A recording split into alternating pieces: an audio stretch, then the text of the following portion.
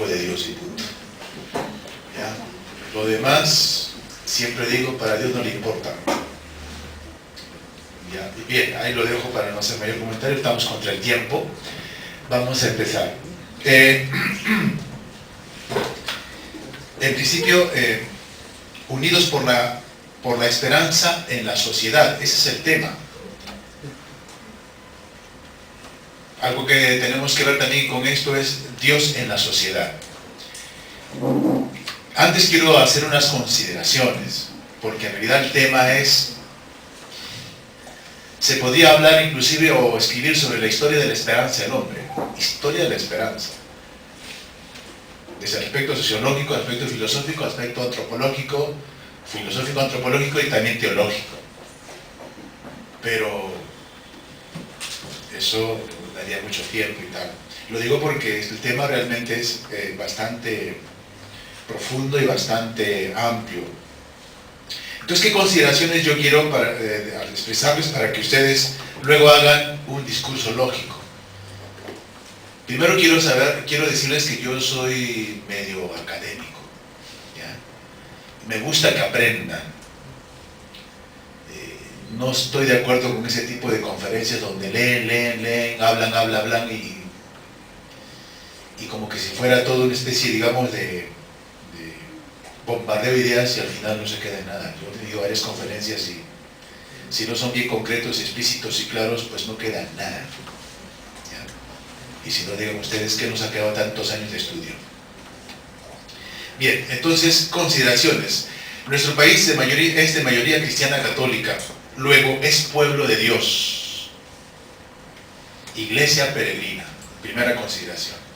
El pueblo de Dios siempre ha necesitado del profeta, como la voz que clama en el desierto. Ha necesitado que se le recuerde en qué se ha fundado, por qué eran necesarias las formas de convivencia o constituciones o acuerdos comunitarios o a qué el pueblo se comprometió. El profeta es lo que hace. Leamos el Antiguo Testamento y es lo que van a hacer los profetas, denunciar.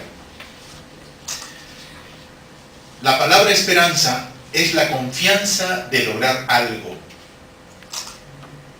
No solo es un sustantivo relativo, ya me voy a meter en cositas como esas para que haya algo un poquito medio, ¿no?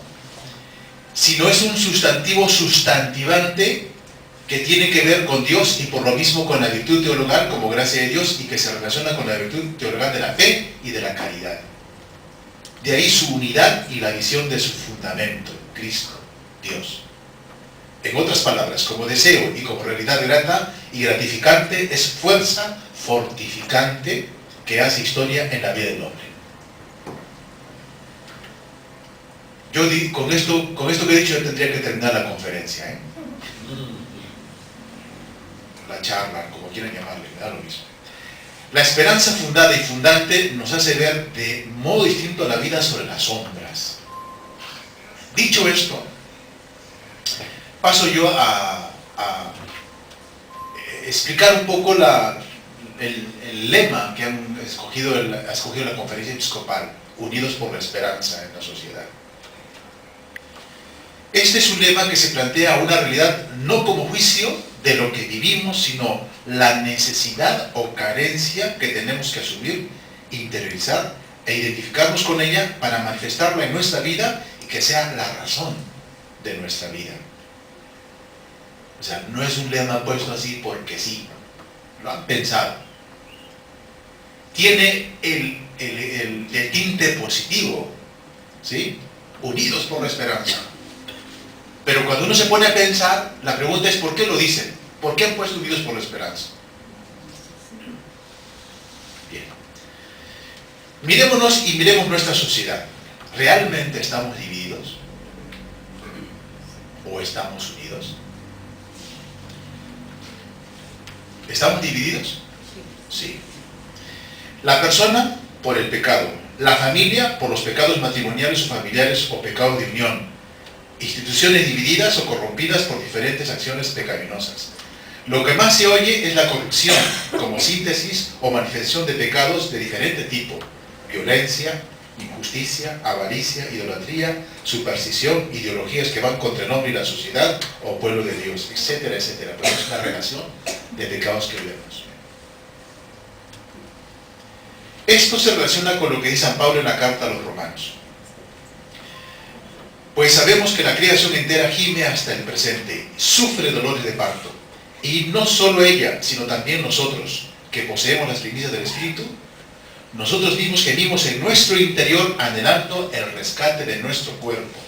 Porque nuestra salvación es en esperanza. Y una esperanza que se ve no es esperanza. Pues ¿cómo es posible esperar una cosa que se ve? Pero esperar lo que no vemos es aguardar con paciencia. De igual manera, el Espíritu viene en ayuda de nuestra flaqueza. Pues nosotros no sabemos cómo pedir para orar como conviene, mas el Espíritu mismo intercede por nosotros con gemidos inefables. Y el que escruta los corazones conoce cuál es la aspiración del Espíritu. Aspiración, esperanza. Y que su intercesión a favor de los santos es según Dios. Por lo demás, sabemos que en todas las cosas interviene Dios para bien de los que le aman, de aquellos que han sido llamados según su designio.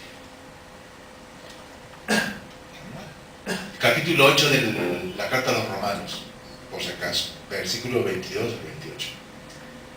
¿Todo está perdido? No. No todo está perdido. Hay esperanza de una vida mejor en sus diferentes formas y circunstancias. ¿Sí? Este signo de esperanza lo hemos visto en las situaciones difíciles que hemos pasado como país, en las que se ha manifestado la bondad, la solidaridad, la fraternidad con el necesitado y perjudicado. Últimamente, las consecuencias del niño costero, o cuando uno ve por el noticiero que un taxista entregó una billetera con no sé cuántos dólares o cantidad de soles ahí, es un signo de esperanza. O sea, no todo está perdido. Es posible rescatar lo bueno que hay en el ser humano. Esta expresión, la Unidos por la Esperanza, es una exhortación con una profunda fuerza y luz sostenible, que si supiéramos apostaríamos por ella. Habría una realidad social, familiar, matrimonial y personal más armoniosa y feliz dentro de lo que cabe. Como se dan cuenta, yo estoy retomando algo de lo que se hablaba antes. Porque si es en la sociedad hay esas instituciones. La esperanza para los cristianos es una realidad, no algo que puede satisfacer temporalmente y en una circunstancia, sino eterna, que empieza aquí y continúa en Dios por toda la eternidad. Y recalco, esto es una realidad, por si acaso. La esperanza cristiana es una realidad. Ya cuando lean lo demás se darán cuenta por qué. Entonces,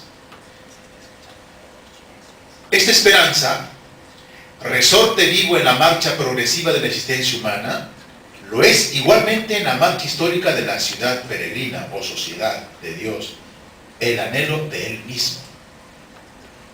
Dice resorte vivo. ¿Se entiende? Esta es la clave de la idea, resorte vivo. Por ejemplo, el hombre siempre desea ser feliz. Y busca. En esperanza quiere ser feliz. Por eso algunos dejan a su mujer para irse con otra vez. Quiere ser feliz. O la mujer deja a su marido por otro porque quiere ser feliz. O deja uno un trabajo por otro mejor porque quiere estar mejor. Espera estar mejor. La pregunta es si teniendo más dinero va a estar mejor. Y se preguntan, ¿cuántos cuando tienen mucho dinero se pierden? Entonces, ¿dónde está la esperanza de estar mejor teniendo dinero? ¿Se entiende, no? Resorte. Entonces, ¿cuál es el fundamento de la esperanza cristiana? ¿Cuál es el fundamento de la esperanza cristiana? O del pueblo de Dios. ¿Cuál es el fundamento? Nosotros lo sabemos. Cristo mismo es la esperanza. Por eso digo que es una realidad. No es una idea, no es una utopía. Aunque se pueda hablar, algunos teólogos hablan de la utopía como una digamos, situación, pero temporal. Aquí, no. Después sí. Por eso los comunistas, esto ya para que los comunistas están aquí, utópicos, ¿eh? Ingenuos, porque creen, prometen justicia y la verdad que eso es tan complicado, o paz, y nunca. Ahí los tiene, pero Cuba, ¿qué es Cuba? Ahí tiene Rusia, ¿qué es Rusia ahora? ¿Han logrado lo que han querido? Bueno, eso como cuestionamiento de este tipo de ideologías que hablan, ¿no? Y que pretenden nuevamente establecerse. Pues. En todo tiempo y en todo pueblo, esto es un texto de la Lumen Gentium que voy a leer, es un texto de la Lumen Gentium que es la síntesis y digamos de la historia de la esperanza de la iglesia, ¿ya? Que empieza con el pueblo de Israel. En todo tiempo y en todo pueblo es grato a Dios quien le teme y practica justicia. Sin embargo, fue voluntad de Dios el santificar y salvar a los hombres, no aisladamente, sin conexión alguna de unos con otros, sino constituyendo un pueblo, una sociedad que le confesara en verdad y le sirviera santamente. Yo resalto, confesara en verdad y le sirviera santamente. Yo resalto esto porque precisamente es en lo que fallamos. Y por eso la esperanza no se vislumbra de alguna manera, porque no le servimos ni confesamos en verdad. Por ello, eligió al pueblo de Israel como pueblo suyo, pactó con él una alianza y le instruyó gradualmente, revelándose a sí mismo y los designios de su voluntad a través de la historia de este pueblo y santificándolo para sí. Pero todo esto sucedió como preparación y figura de la alianza nueva y perfecta que había de pactarse en Cristo y de la revelación completa que había de hacerse por el mismo verbo de Dios hecho carne. He aquí que llegará el tiempo, dice el Señor, y haré un nuevo pacto con la casa de Israel, con la casa de Judá. Pondré mi ley en sus entrañas y la escribiré en sus corazones y seré Dios para ellos y ellos serán mi pueblo. Todos, desde el pequeño al mayor, me conocerán, dice el Señor. Este pacto nuevo, a saber, el Nuevo Testamento en su sangre, lo estableció Cristo, convocando un pueblo de judíos y gentiles que se unificará, unidos por la esperanza. Unificará, no según la carne, sino en el Espíritu. Y se constituirá como el nuevo pueblo de Dios. Pues quienes creen en Cristo, renacidos no de un germen corruptible, sino de uno incorruptible, ahí está la semilla de la esperanza. Recalco esto para que entiendan la relación. Mediante la palabra de Dios vivo, no de la carne, sino del agua y del Espíritu Santo, pasa finalmente a constituir un linaje escogido, sacerdocio regio, nación santa, pueblo de adquisición, que en un tiempo no era pueblo y ahora es un pueblo de Dios. ¿Dónde está aquí lo que pretendo fundamentar? Constituir un linaje escogido.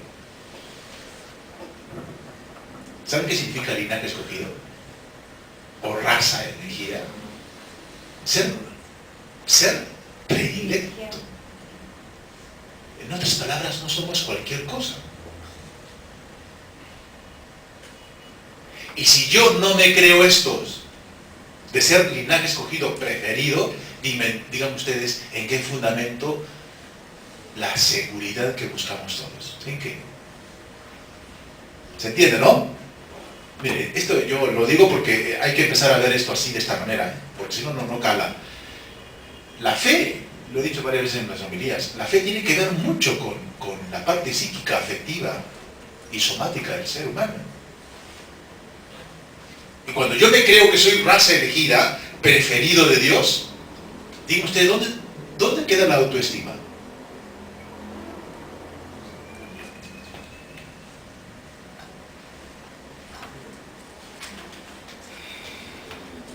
No me gusta esta palabra, pero como sé que es un lenguaje muy popular, pues lo tengo que decir para que se entienda. ¿Dónde queda realmente el bienestar psíquico-afectivo?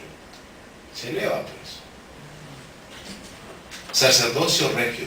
Somos sacerdotes de un reino. ¿Ah? Nación santa. Bien, ahí lo dejo para que... Este pueblo mesiánico tiene por cabeza a Cristo, que fue entregado por nuestros pecados y resucitó para nuestra salvación. Y teniendo ahora un nombre que está sobre todo nombre, reina gloriosamente en los cielos. La condición de este pueblo es la dignidad y la libertad de los hijos de Dios, en cuyos corazones habita el Espíritu Santo como en un templo. Repito esto porque es importante. La condición de este pueblo es la dignidad y la libertad de los hijos de Dios. Condición. O sea, si no hay esto, no hay lo otro. Tiene por ley el nuevo mandato de amar como el mismo Cristo nos amó a nosotros. Ahí está nuestra esperanza real. Y tiene en último lugar como fin el dilatar más y más el reino de Dios, incoado por el mismo Dios en la tierra, hasta que al final de los tiempos Él mismo también lo consume cuando se manifieste Cristo, vida nuestra. Y la misma criatura sea liberada o libertad de la servidumbre de la corrupción para participar en la libertad de los hijos de Dios. Este pueblo mesiánico, por consiguiente, aunque no incluye a todos los hombres, actualmente y con frecuencia parezca una grey pequeña, es, sin embargo, para todo el género humano un germen segurísimo de unidad, de esperanza y de salvación. Cristo, que lo instituyó para hacer comunión de vida, de caridad y de verdad, se sirve también de Él como de instrumento de la redención universal y lo envía a todo el universo como luz del mundo y sal de la tierra. Así como al pueblo de Israel, según la carne, peregrinando por el desierto, se designa ya como iglesia, así el nuevo Israel, que caminando en el tiempo presente busca la ciudad futura y perenne, también es designado como iglesia de Cristo, porque fue Él quien la adquirió con su sangre, la llenó de su espíritu y la dotó de los medios apropiados de unión visible y social. Dios formó una congregación de quienes creyendo ven en Jesús al autor de la salvación y el principio de la unidad y de la paz. Principio de la unidad y de la paz. Y la constituyó iglesia a fin de que fuera para todos y cada uno el sacramento visible de esta unidad, salvadora o salutífera. Es una palabra rara que usa, pero bueno, es lo mismo. Debiendo difundirse en todo el mundo, entra por consiguiente en la historia de la humanidad, si bien trasciende los tiempos y las fronteras de los pueblos. Caminando pues la iglesia en medio de tentaciones y tribulaciones, se ve confortada con el poder de la gracia de Dios que le ha sido prometida para que no desfallezca de la fidelidad perfecta por la debilidad de la carne, antes, al contrario, persevere como esposa digna de su Señor. Esposa digna. Ahí está el fundamento del matrimonio, por si acaso. Y bajo la acción del Espíritu Santo no cese de renovarse hasta que por la cruz llegue aquella luz que no conoce ocaso. Ese es el fundamento. Imagínense que nosotros nos lo creyéramos de verdad. Habría esperanza real. Yo hasta ahorita, yo lo he dicho varias veces, soy un escéptico de un pueblo mejor, un país mejor en nuestro país, si no se fundamenta como debe ser. Soy un escéptico.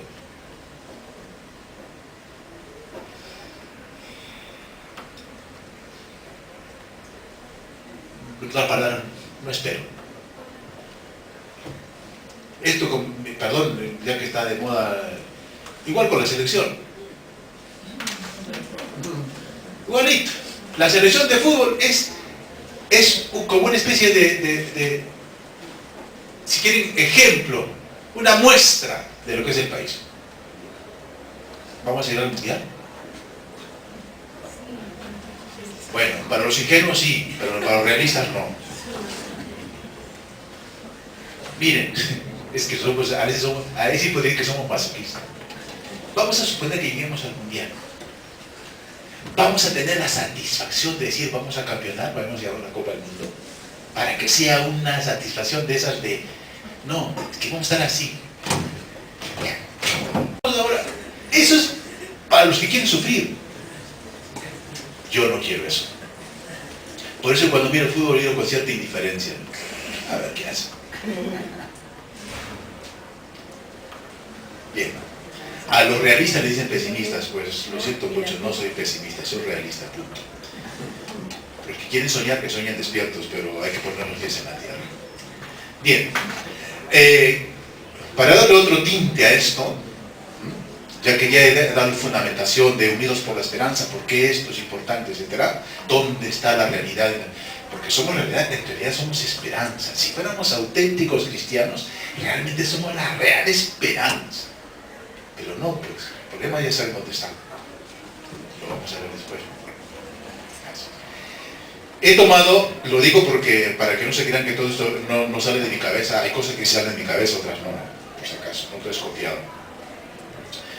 He tomado este texto de un padre que se llama José Luis Martín Descalzo, que tiene un libro que se llama Razones para la Esperanza. ¿No? Él cuenta ahí una serie de anécdotas y cositas que están muy bien, muy bien. Yo he tomado una parte que tiene que ver con lo que ya dije antes también, que hay siempre esperanza, siempre. El texto se llama Hay estrellas, hay estrellas. Solamente cortado, no he puesto todo porque si no se pasa la media hora y entonces. La niña no debía de haber cumplido los 3 años. Y era la primera vez que la llevábamos al pueblo de los abuelos. Era aquello un mundo nuevo para ella. Veía por primera vez un corral con gallinas. Se asombraba ante la nariz olisqueante de los conejos. Miraba con temerosa admiración el nerviosismo de las mullas en la cuadra. Y cuando parecía concluida la hora de los asombros y caída la noche, comenzamos a cenar. Llegó de pronto la pequeña con los ojos multiplicados por el entusiasmo y comenzó a tirar de la manga de su madre, mi hermana, sin decir otra cosa que un imperante «ven, ven, ven, ven». Mi hermana se dejó arrastrar hasta el patio y allí vio cómo la niña levantaba su manita hacia el cielo y desde la cima de la oratoria decía una sola palabra: «Mira, mira». Y me preguntó, después sigue, y me pregunto, ¿camina o debería caminar? Temo que lo segundo. Temo que los hombres de nuestra civilización estemos tan acostumbrados a ver tierra y comer tierra que hemos perdido ya hasta la posibilidad de tener ilusiones. Me gusta la explicación que da León Felipe de la locura de Don Quijote. Como no podía aceptar el sucio mundo que le rodeaba, decidía no verlo como era, sino como debía ser. Y en aquella venta miserable que gobernaba un posadero grosero y ladrón y regían unas prostitutas descaradas, veía él un castillo maravilloso, gobernado por un hospitalario caballero y regido por unas hermosísimas doncellas. Es al revés ahora, por si acaso.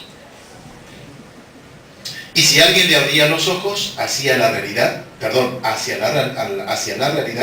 él oponía que la verdadera realidad era lo que él imaginaba, y que esa otra aparente realidad era solo apariencia falseada por un mal encantador que trataba de ensuciarlo y entenebrecerlo todo. El mundo no era como era porque no podía ser como era. Me temo que a la locura por exceso de Don Quijote opongamos nosotros otra cordura por exceso que nos hace ver el mundo más negro de lo que es, hasta el punto de que nosotros tampoco lo veamos como es, sino como tememos que llegue a ser. Esta transmutación hacia mal o hacia peor no nos la hace ningún maligno encantador como a Don Quijote, sino ese triste desencantador que todos llevamos dentro. No vemos con los ojos, sino a través de los ojos, decía Ortega, y con razón. Cuando se mira la realidad a través de los ojos como un alma triste, toda la mirada y todo lo mirado se contagia de esa tristeza visceral que es tan típica del hombre contemporáneo.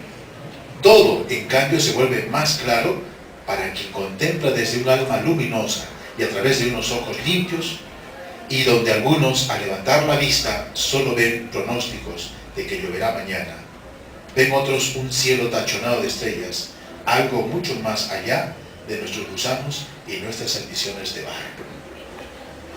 ¿Se entendió la anécdota esta? Bueno, después haremos el comentario.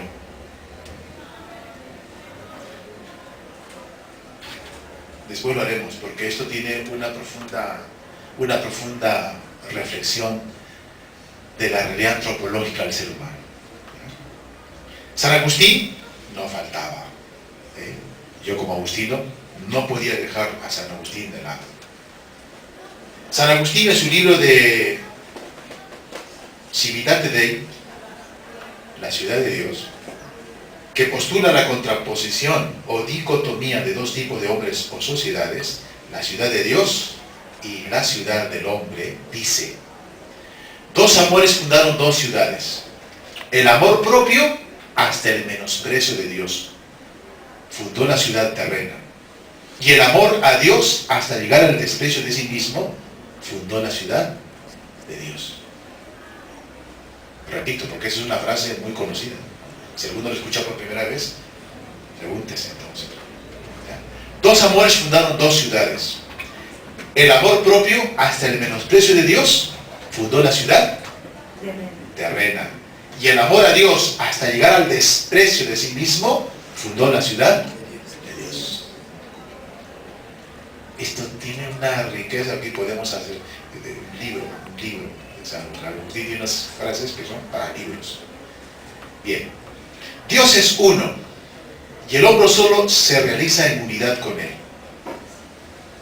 La unidad se relaciona con la armonía, la justicia, la paz. El amor solo es posible desde la purificación, redención, cristificación del amor humano, para vencer el pecado y empezar a fundamentar nuestra vida, nuestra esperanza sostenible en el tiempo y planificada, perfecta en la ciudad de Dios, en la Nueva Jerusalén. Tiene que ser trabajada personalmente, matrimonialmente, familiarmente, para ir dando a luz la civilización del amor, como hablaba el Papa San Juan Pablo II y el Beato Pablo VI. Cristo ha vencido el pecado y la muerte. Esto quiere decir que todo lo que es muerte y es pecado. Todo lo que es muerte y es pecado. O sea, alguna idea que está repitiendo lo mismo. No. Ahora van a entender por qué lo recalco. Esto contiene lo que ha hecho el hombre sin Cristo, en cuanto a su pensamiento, actitudes, hábitos, escritos, etcétera. Desde Cristo se hace solo bien. Desde el hombre, sin estar unido a Cristo, solo mal. Sin mí no pueden hacer. Así dijo el Señor. Juan capítulo 15, versículo 5. Desde esa dramática realidad tiene sentido toda la vida y doctrina de Cristo. Y conscientes que esta lucha sigue hasta el fin del mundo, urge estar siempre en vela, urge el trabajo evangelizador, apremia el anuncio y la interiorización de la luz, la esperanza, la fe y el amor de nuestro Señor Jesucristo. Por eso hay esperanza, porque siempre triunfa al final, ¿qué? El amor. Dios, la Santísima Trinidad.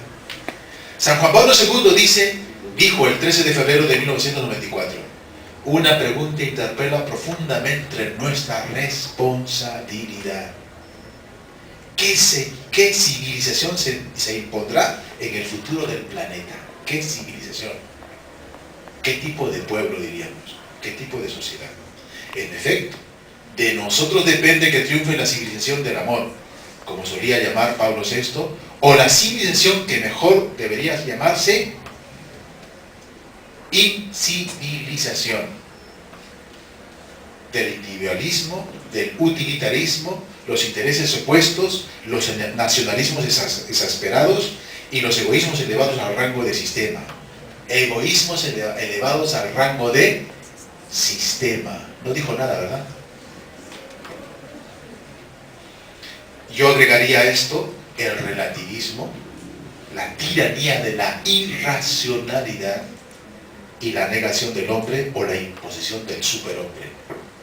Es lo que está pasando hoy. Es lo que está pasando hoy. Como diría mi querido padre Pablo Domínguez, en este ambiente nos estamos moviendo. la irracionalidad.